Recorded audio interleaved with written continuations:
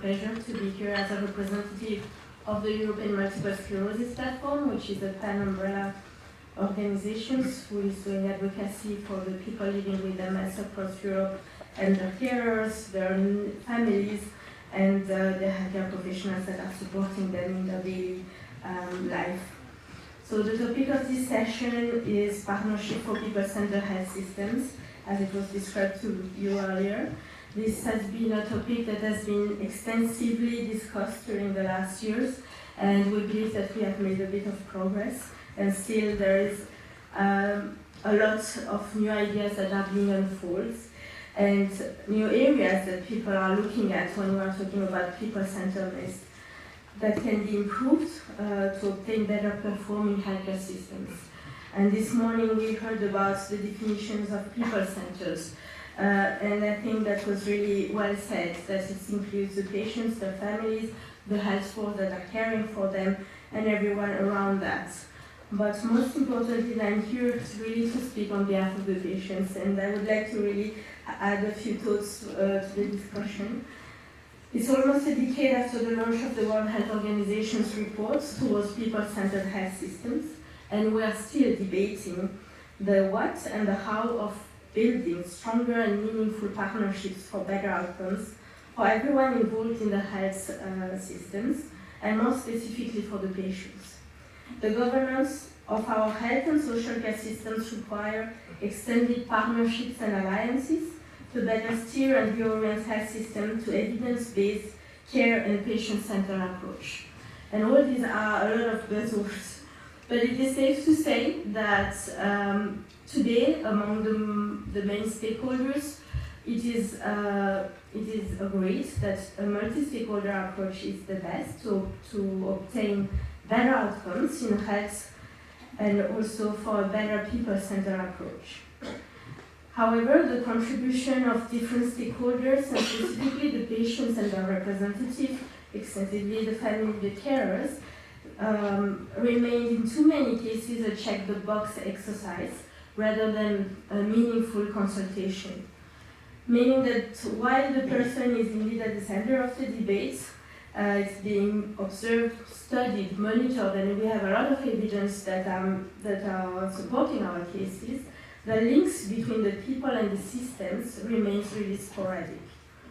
If anything, in the past 2 years, we have learned that it is possible to succeed after rapid transformation of governance due to the crisis, where there is openness to bring on board new tools, willingness to grant wider level of decision-making to care providers based on high-quality information, and also when there is engagement with the population in designing healthcare solutions. To achieve better outcomes for people and thus better quality health systems, it is also important to address the challenges that are faced by social systems as efficiently as we are addressing the ones for the healthcare systems. It goes hand in hand, and this requires to also consult with the social system stakeholders and bring them in the discussions that we are having where we are discussing the health management systems, and develop together with them strategies that review in depth our governance systems. Through the work that our organization, the European Multiple Sclerosis Platform, has done, we worked on what we call the MS Barometer, which is a survey that has been run through 30 countries across the European region. And we learned that effectively, a holistic approach is key for person-centered care. So that takes into account not only the health management system, but also the social management systems that will in turn lead to best outcome for the patients and the people around them. Today, we do not need to convince the different stakeholders, including the healthcare professionals, the industry, the policy decision makers, etc., about the value of a person-centered care approach. We rather need to reflect on how we can trigger the systematic changes that will lead to meaningful contribution, and I think we're here today for this discussion. These partnerships that we are looking at should value and respect each other's expertise, be based on shared information and real-world evidence data provided by the patients themselves and their carers, professional carers or their caregivers, and also endorsed by all the key stakeholders. We should also allow the development of tools and services that will tighten the link between the health and the social systems and the population.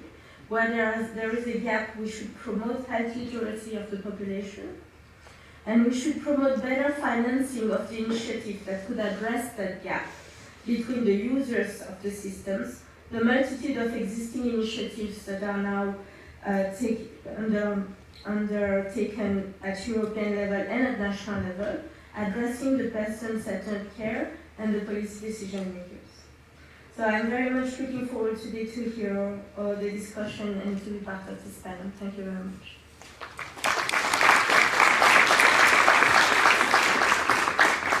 Thank you very much.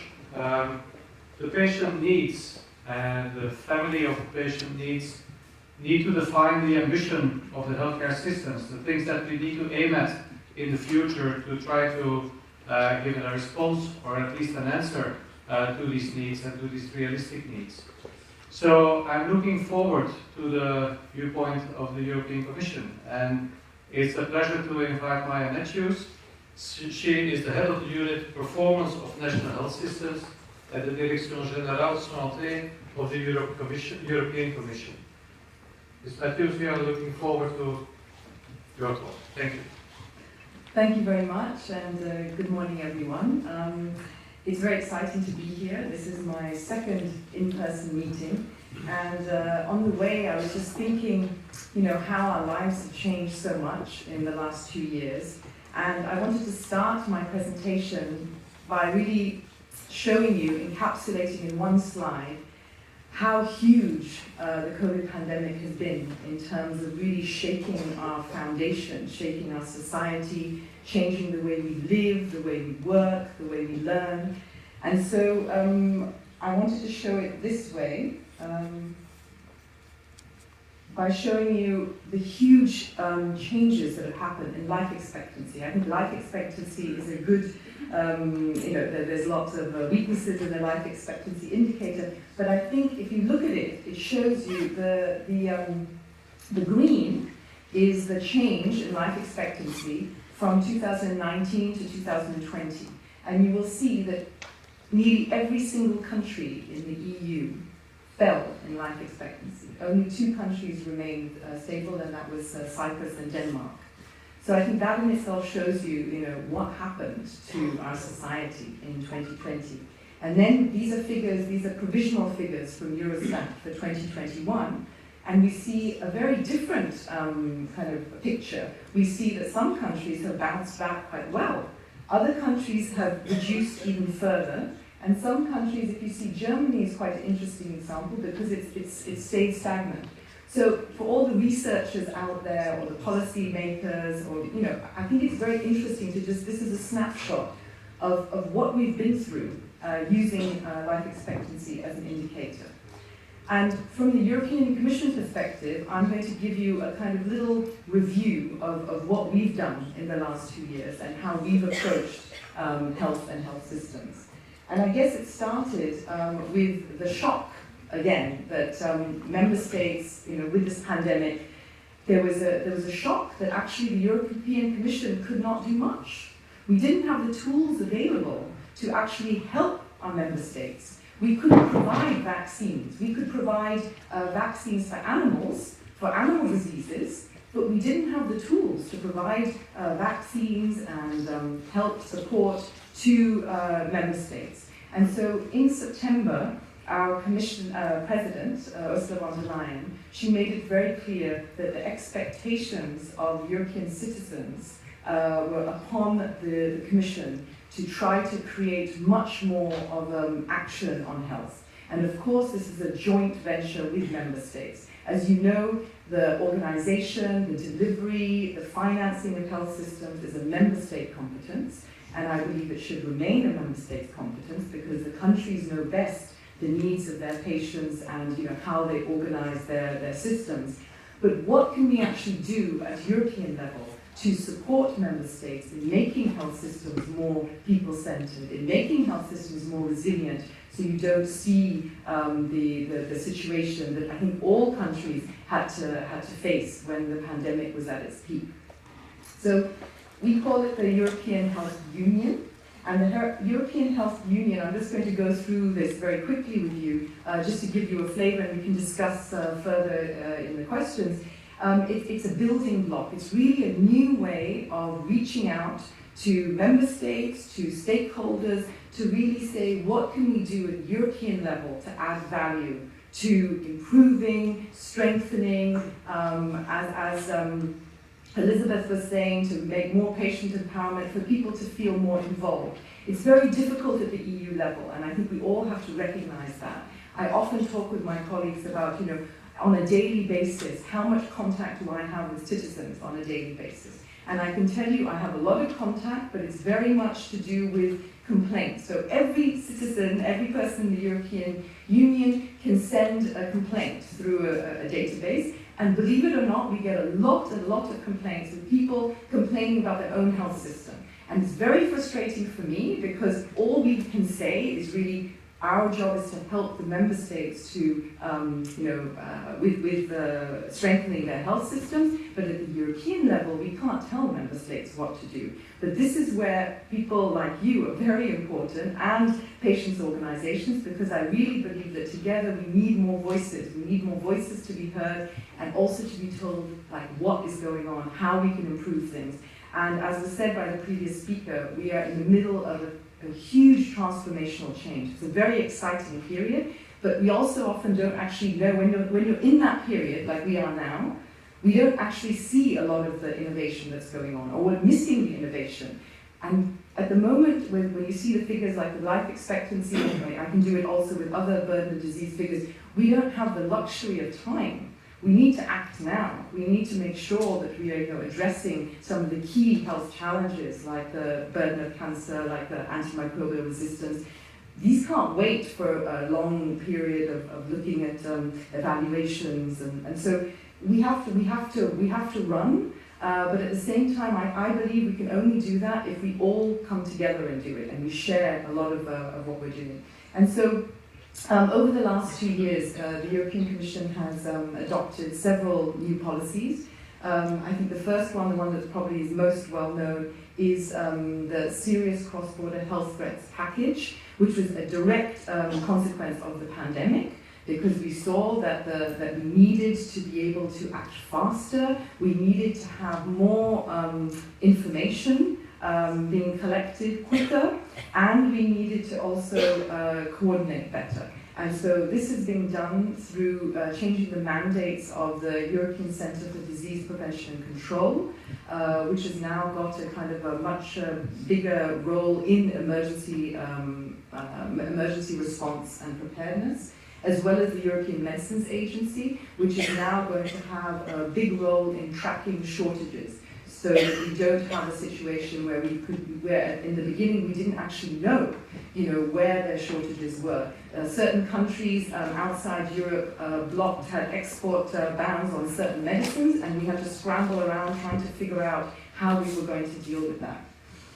So, and we created a new authority, which is based in the European Commission, called the European Health Emergency Preparedness and Response Authority, which is really there to have some horizon scanning, so that we can be better prepared for what's coming up next, because as we see now with monkeypox, it's not, COVID is not the only health threat on the horizon, but also to have more systems in place, so that we can quickly try to ramp up manufacturing of certain countermeasures if needed. So this is all starting now. The serious cross-border threats to health regulation is currently being negotiated in the European Parliament and with the Council, with the health ministers.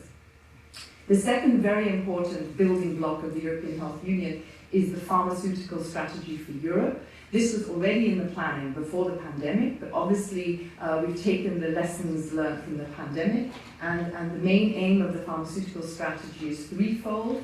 One is to increase availability and access to pharmaceutical products across Europe. The second one is to address shortages, And the third is to improve innovation and to keep, the innovation, keep Europe innovative. And we want to keep the science and the development of new products in Europe. What we're seeing a lot of the time is that the science is here at the early stages, but then the development phase goes outside Europe. So we need to find ways to keep this, to keep the momentum and to really ensure that Europe has a burgeoning innovative biotech and pharmaceutical industry. And then we have Europe's Beating Cancer Plan. I know that you're having a session on cancer in the afternoon, so I won't say much about this, but I think it's important. The only thing I want to mention is that the idea of the Europe's Beating Cancer Plan is to look at cancer in all its breadth, so from prevention, which obviously the prevention of cancer, primary prevention, will also prevent other diseases, screening, diagnosis, treatment, and also survivorship. And this is something that we're really this is something very new for the European Commission to look at. There's been meetings about the right to be forgotten. Once you have had cancer, what does that mean in terms of your how you live your life? Will it always be on your record? So it's really, again, taking the people-centered approach. So someone who's had cancer, going through all the different steps in the process.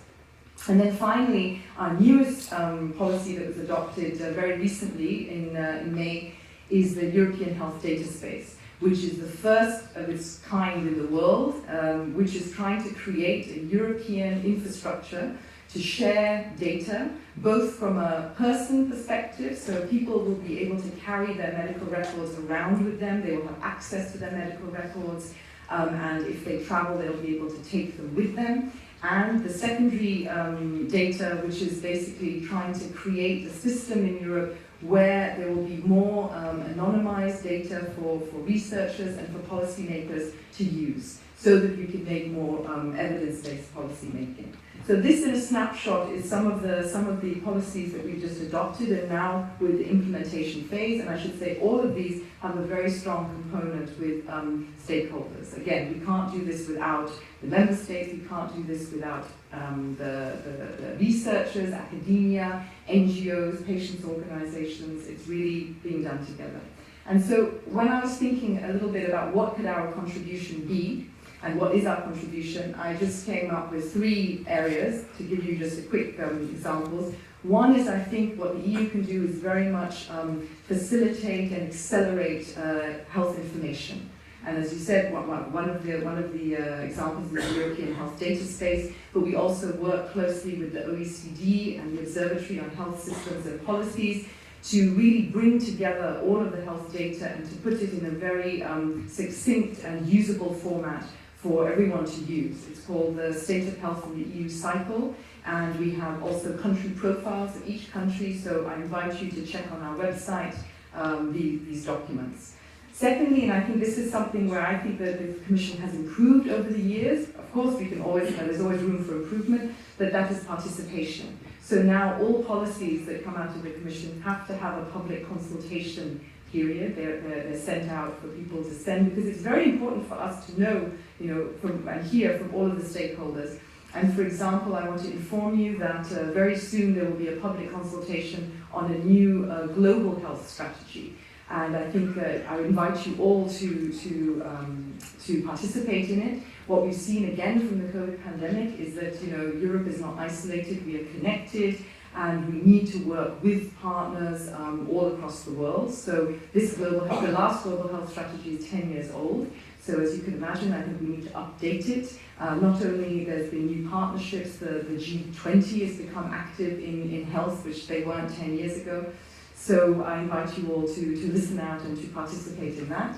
And then we also have a health policy platform, which is also an idea of our director to really try to be more inclusive, because face-to-face meetings are wonderful, and as I said, I'm really happy to be here, but it does limit the number of people that can come and the financing. So we put a lot of webinars and seminars, both for information and for discussion, on the EU's health policy platform in an attempt to really reach out to all corners of the EU.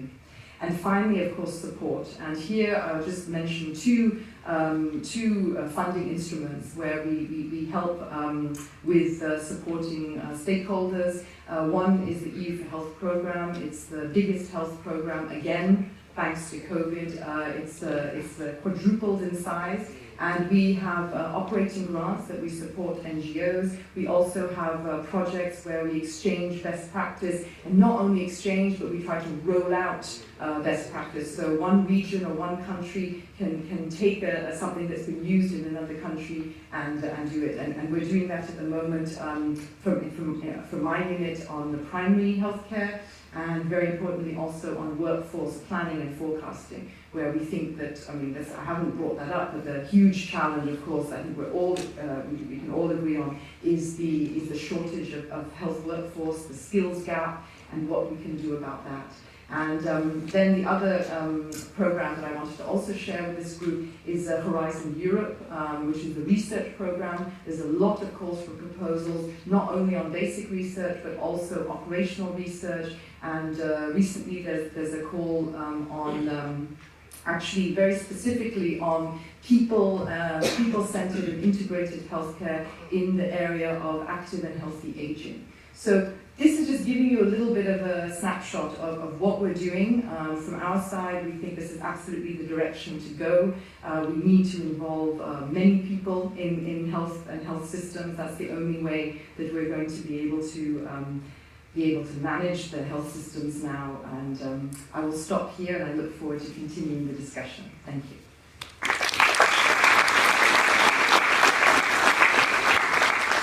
Thank you, Mrs. Matthews, for this interesting talk. It's clear that the saying of never waste a good crisis also works for the European Commission.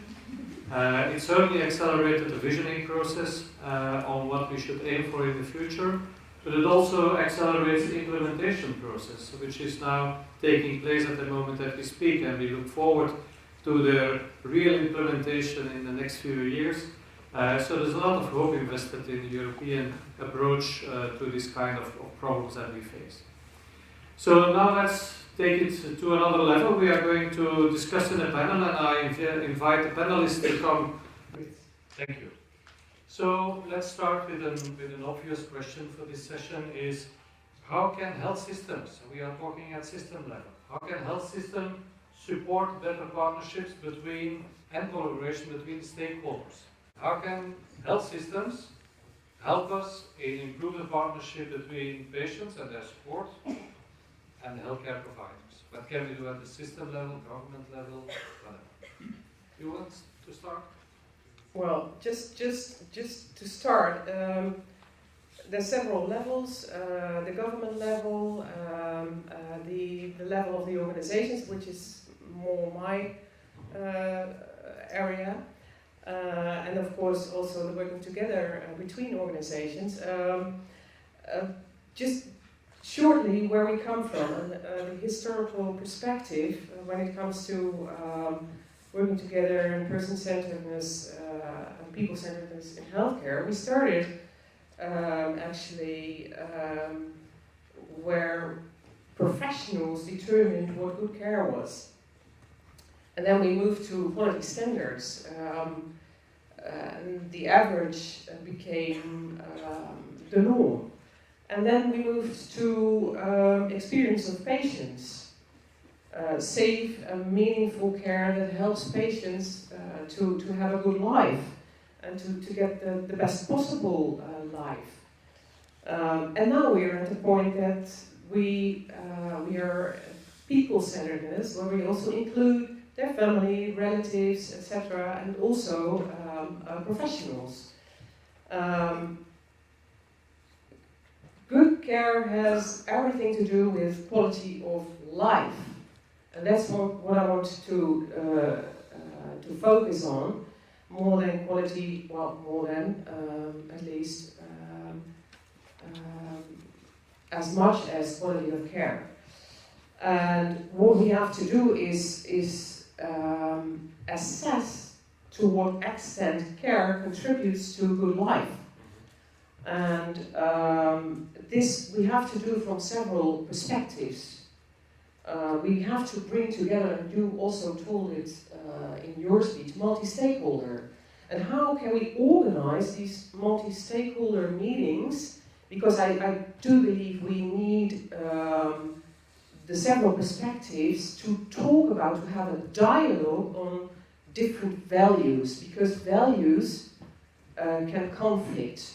And we need to talk about, on the several levels, about what do we do with conflicting situations, conflicting values, and what risks do we face when, for example, a patient wants its freedom more than a guarantee of safety.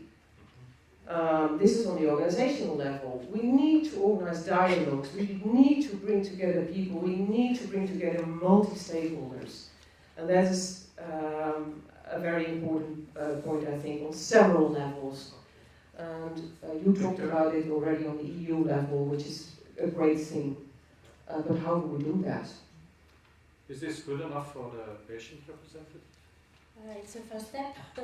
I think that's it's always that I agree with what you're saying, but I think what would be really important is to be able to have standards of care that are established and recognized by different stakeholders and built together, so that the standards of care are really a multi-stakeholder approach too. So we should agree not only on what's what are the indicators for a good quality of life for each patient, depending on their own disease areas, but also to be able to go beyond that and to be able to gather data on a more reliable and consistent way. And that is something that we need to look, because we are now in the era of the data, right? So we are looking at that to improve our systems. But how can we make that continuous, regular, that everyone, the population, as you were saying, we're not talking just about the patients, but the healthcare professionals also should be educated in a way that they take into consideration the opinions coming from this data, how to read that and how to include that in their decision making. And at governance level, all the institutions should also have access to this data, so that is a problem. We have a lot of data available but not necessarily accessible. So this should also be considered when we look at these different systems. So I believe that starting from the quality of life, the standards of care, it's really to see how the systems in different levels through different institutions can have access to that information and be able to build on it. At the end of the day, we should be working together instead of working in silos as it's happening now. And now, which is quite ironic, is that we have multi-stakeholder silos, so all working together but not necessarily with the systems. So it's bridging that gap that would be important, and I believe with the Commission and the work that is happening now, building different networks, would be a way forward, but still needs to be seen how in practice it's going to work. Maybe do you have an idea, or the European Commission, how we can find an incentive for governments, for health systems, to invest in this multi-stakeholder the organization of multi-stakeholder meetings? We heard quality of life is important, standards of care are important. In a few minutes we'll go to what is the relation to evidence, but are there any viewpoints on incentivizing governments, healthcare organizations to organize this? Yeah, no, thanks for the question. I think that this European health data space, I think that, as I said, I use the word revolutionary, but I think it is, because it's really trying to put some order in what you were saying, that there's information everywhere. We have information overload, but there's one very key issue that I think is much harder to grasp and to address, and that's a matter of trust. Because we've seen that,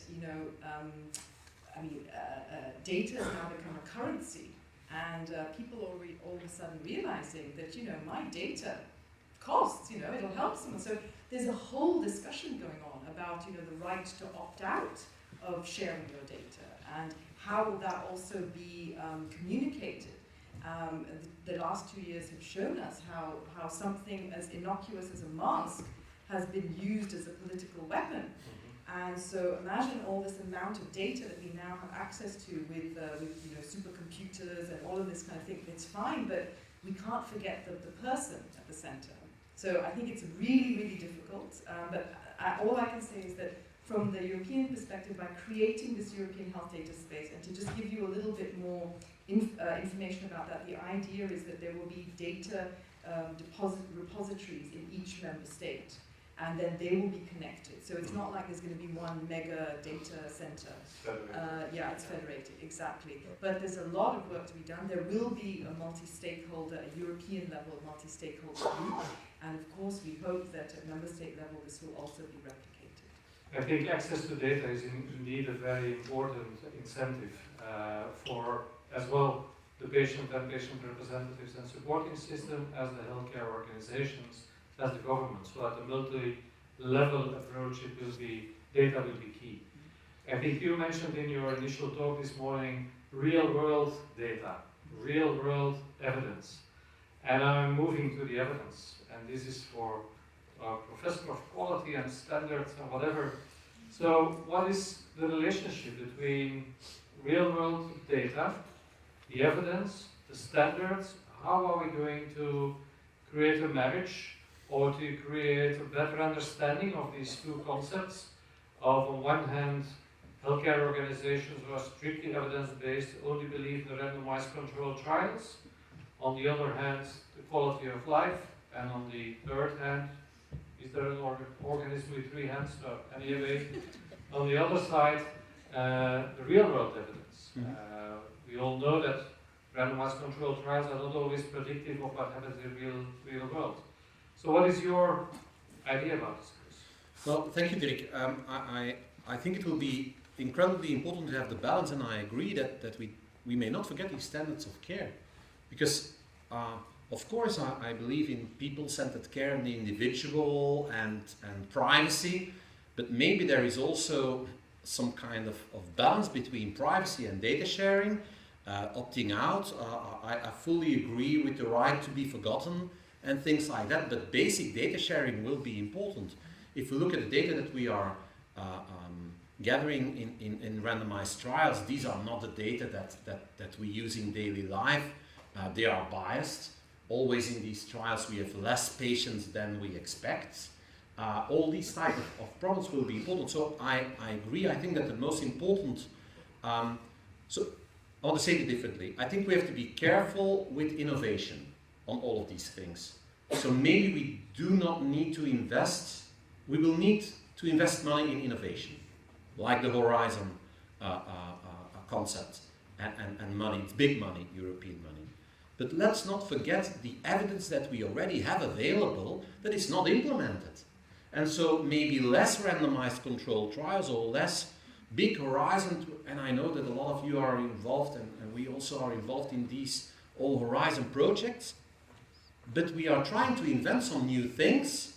Most of the time the outcome is something that we already know, but we are not implementing all the work. So from a patient perspective, I would rather ask the Commission to also focus on implementation of knowledge that is already there, than on new innovative approaches with randomized controlled trials. And can you give an example of things that we know and that we did not implement? Well, I think a lot of things, if we look at in the world that we are working on quality and patient safety, there are a lot of things that we already know. Why are we doing again trials about standards like hand hygiene or surgery safety checklisting? This is published, we know. Is it implemented? Well, it's implemented if the inspection comes, but if we look in real life, there's a gap between what we are doing in real life and when inspection or the government or in the research project. So I think that initiatives like the European Health Data Space, I think that there could be major improvements for the next years, although, as you know, I was appointed a few weeks ago as chairman of the scientific board of our national research institute at Cienzano. Well, room for improvement about data, and if we will then aggregate these data on a European level, I think the first thing is going back to to define our goals and to our quality vision and our vision on healthcare, because otherwise it will be a technical discussion, and then we will be back to the 90s. Yeah. I think the European Commission is working on a data governance act as well, where the concept of data altruism is also introduced. And so I think that there will be a kind of conflict between data altruism and data protection, privacy protection. All of you have a DPO in the hospital or in your organization. You have encountered the problem of the most risk-averse DPO defines your standard of data protection. If you have a DPO that is not risk-averse, then you might be happier because you can do more with the data. On the other hand, you have data altruism. I will be happy to share all my data. Can we just have a vote of hands? If Mrs. Matthews is inviting you to share your data on a European data platform, your health data, anonymized, pseudonymized, of course, aggregated, of course. GDPR, even GDPR compliant. Even. Who of you is actually willing to share that data? Yeah. Who is not? We're not allowed, we're out. Yeah, UK is always special. But they have their own rules. Not always in a good way. Not always in a good way, I agree, but do you have specific rules of your own? We're kind of trying. We've been a bit distracted recently. I'm sure your Prime Minister will have a perfect solution for that. Probably But- involving a party. Yeah. But for the rest of Europe. So the majority is willing to share data. This is also something that we hear from patients, that if the greater good is really at stake, and the greater good being a better healthcare, better relationship with patient and their support system, better organization of the healthcare delivery systems in every European member state, then most of us will be able to, or not able, but also willing to share their data, I think. Let's stay with you, Chris. Sorry, Elly, you have a remark. Yeah, I want to add something to collecting data. When it comes to data, it's not only quantitative data, checking norms, etc. It's also collecting qualitative data from stories, from experiential stories, from professionals, from patients. And how can we bring that on a larger scale? That is something that puzzles me, how we can do that. There are initiatives to collect stories and draw conclusions from a whole bunch of stories, but that is even more difficult than quantitative data. Yeah, absolutely. Patient-reported experience. You can probably measure it by a questionnaire, or you can do this by a narrative assessment. Probably both are necessary, but how are we going to make this scalable and comparable? It's probably also partially culturally dependent. So, what do you think about the narrative of the patients and the narrative of their kin, their experience in with healthcare systems? Well, I believe that it's a valuable data that needs to be included in the assessment that we are making, because through that data and the narrative of the patients, we not only understand the health aspect but also the social aspects. And working towards social inclusion leads to better quality of life, and then it also leads to better outcome of the health management in general. So that's very important to see what other indicators is brought through this narrative or the stories that patients are getting. And depending on what are the expectations, it's always important to adapt, to be able to adapt that data and how it is read or analyzed by the systems. So I really believe that with having a holistic approach and getting this additional data, we will bring better social inclusion for the people, and automatically it will create better outcomes and results for the health management. Yeah. This will mean, of course, allocation of means to other things that we are doing at this moment. You have medical needs, you have psychological needs at the individual level, and then you have the social reintegration, social needs. The cost is, of course, exponentially growing. Depending on the more needs that we define, we will need more money. So this will be a challenge for sure in the future. But, sorry, just a quick remark on this. The economic burden of the disease at this moment is high. By having a better approach, including health and social aspects, we can decrease the impact of the economic burden of the disease. And that's making the patients and their families more financially independent. So that's something that we have to look at the broader level to make sure that, to see the long-term investment we're making in these aspects and understand the benefits of it. I just want to come back on the methodological, and I don't want to a methodology discussion here, but if we look at two recent projects that we did within our research group, and two PhD fellows are also in the audience. On the one example was on stroke.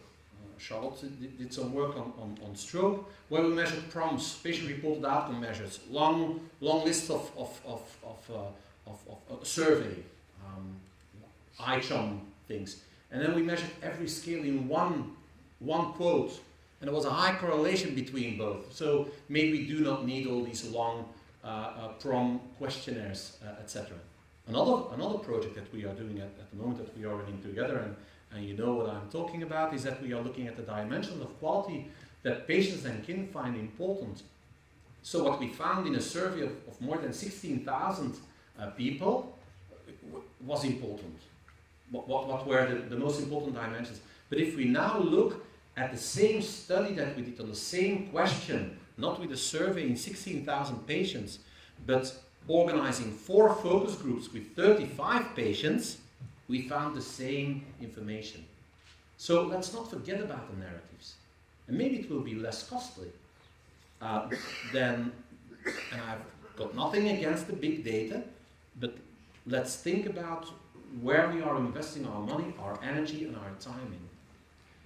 Can you name the topics, the important topics that we found? Oh, so and I showed the picture in the opening how we are looking, and you have these technical dimensions of quality like safety and efficiency, effectiveness, timely, equity, and the person-centered, the original 6 dimensions of quality of the Institute of Medicine. But what we found in the research is that it's not only about these technical dimensions anymore, which are more towards the standards of care, and that is the basic level. But if we hear what patients, kin, but also providers are saying, that has the highest correlation between those dimensions and their overall perspective on the care that they receive, it's not about these technical dimensions, it's what we call core values. It's about dignity and respect, it's about a holistic approach, it's about partnership and co-production, and it's about empathy and kindness. These are not the standards of care. Well, they should be the standards of care, but it's not about evidence-based medicine, but it's about what we are really. Yeah, they're the fundamentals of care. These are the fundamentals of care. So it was a bit,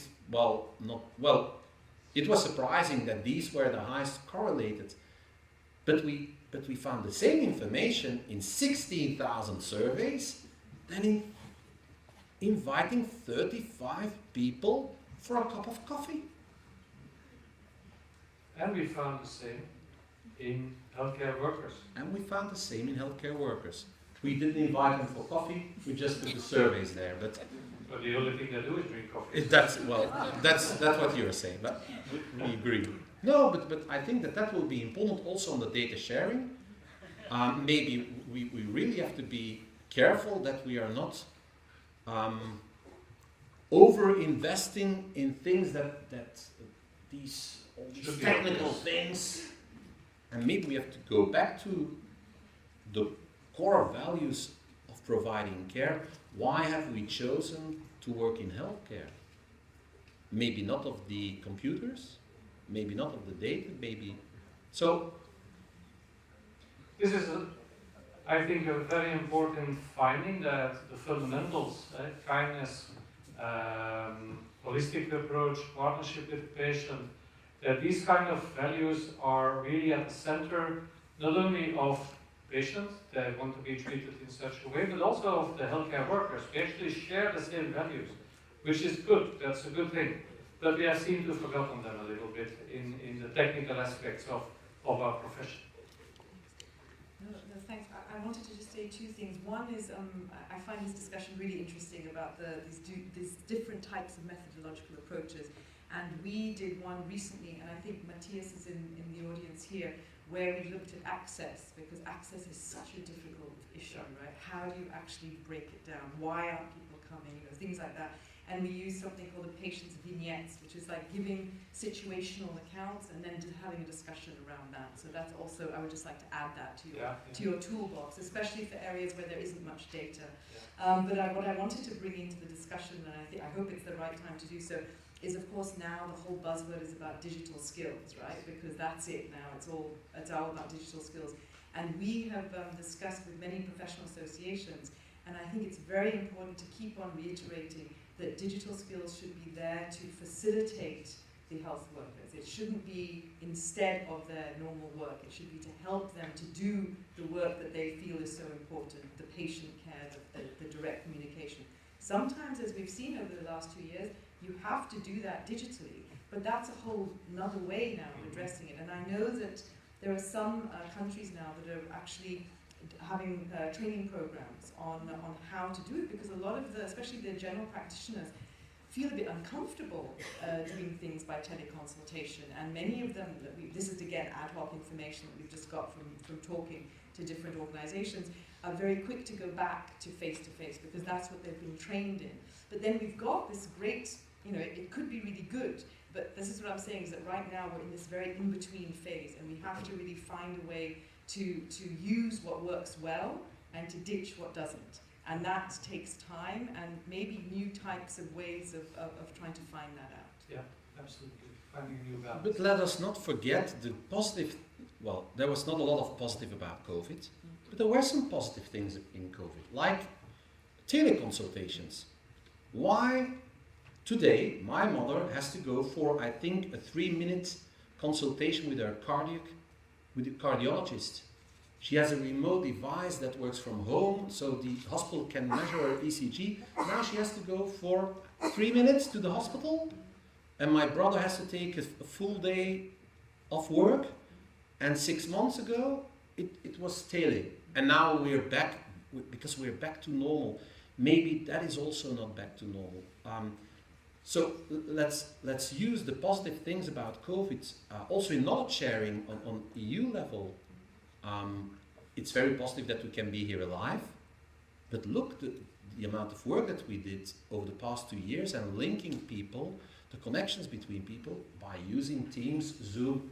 I know we all hate it sometimes, but it's very positive. So I hope that also the EU will support initiatives that we will still use these type of things, that we will not meet once a year at EHMA, maybe 7 times digitally, so also with patients but also between providers. Let us not forget the positive things that we learned. And I have the feeling that we're going back to normal, but normal is, do we remember normal 2.5 years ago? It's another normal. It's another normal.